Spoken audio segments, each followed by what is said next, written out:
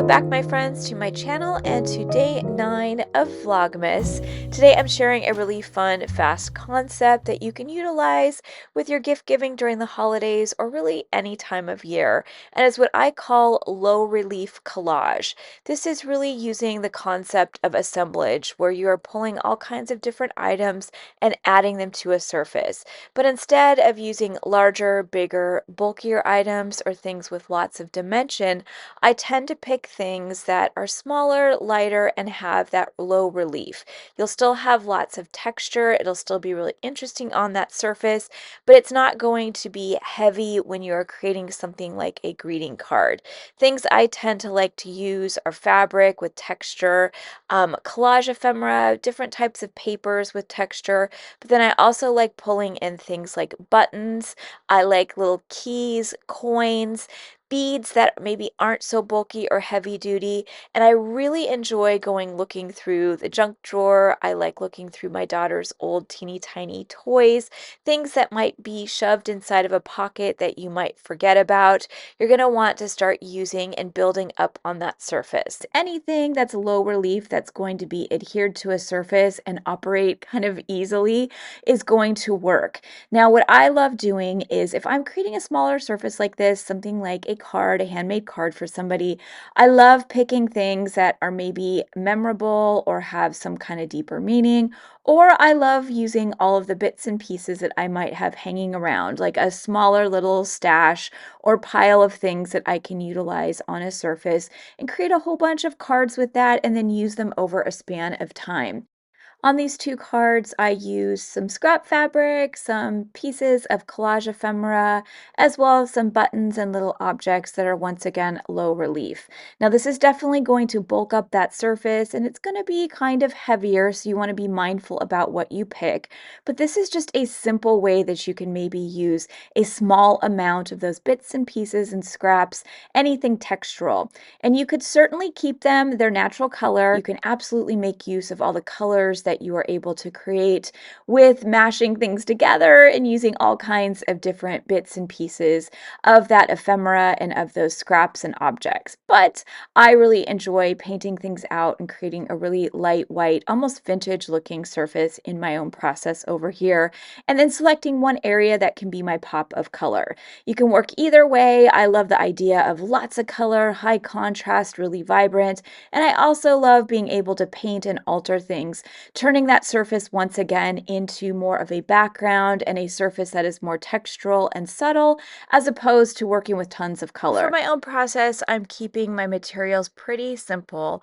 I'm using pieces of thicker watercolor paper for my cards, and I'm just using craft glue as an adhesive and also going over the top to seal things.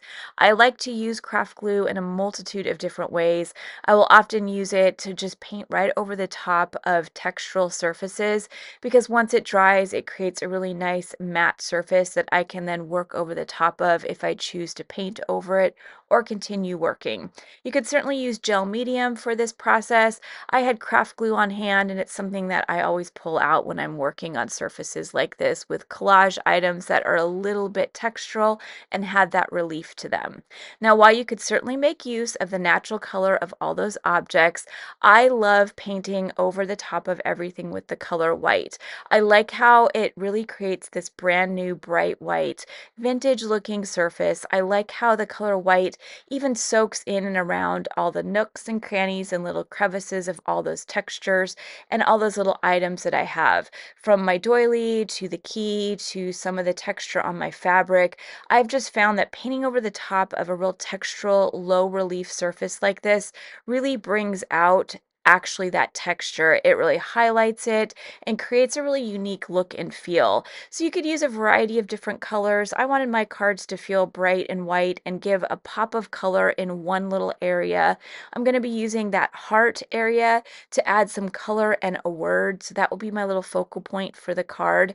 But I love the way this looks. It's a really fast, quick way to make use of junk, to make use of unexpected things, to turn it into a brand new textural element element within a surface. This is fun to do on a card like I'm doing here in this video, but you could use this in art journal pages, on canvases. You can really work over the top of these textural surfaces as well.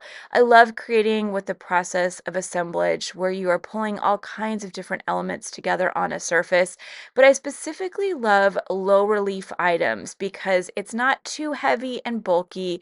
You can still create some really unique surfaces and projects with this concept and play around with things in a really unique way to simply work with that texture. Because I'm creating a couple of greeting cards, I wanted one area to feel like the focal point, a little space that I could write inside of. This is a fun way to create a unique and personalized card depending on the time of year you're working with. I picked that space with the heart and I painted it red with just a little bit of acrylic paint. After it dries, I'm going back in and adding some words. I love adding handwriting words to my own handmade greeting cards. I love creating a card that feels a bit like an art journal page. Some of my messy layered journal pages, I like applying my favorite concepts to a surface like this that I could give in my gift giving. I wanted to finish things off with just a little bit of handwriting in and around some of those textural elements, and then getting it to kind of match and feel cohesive with the rest of that surface. I'm just swiping a paintbrush over the top with just a little bit of paint, a little bit of a dry brush, just so that it looks like it feels cohesive and it fades into the rest of that surface. This is a really fun, fast way to create some unique greeting cards for any time of the year, whether it's the holidays or a special birthday, or if you've got people in your life that really appreciate unique handmade items, as well as greeting cards that go with those gifts. This is a fun process that you can play around with. It's also a fun way to make use of scraps, things that you might have on hand that you don't know what to do with, or little pieces of junk, little things again from that junk drawer, those low relief items that you can add to that surface and get really creative with. I'm going to let y'all watch me finish up a second example, and I'm hoping this inspires you not only during the holiday season but moving forward to play around with texture in unique and creative ways in a variety of your different projects.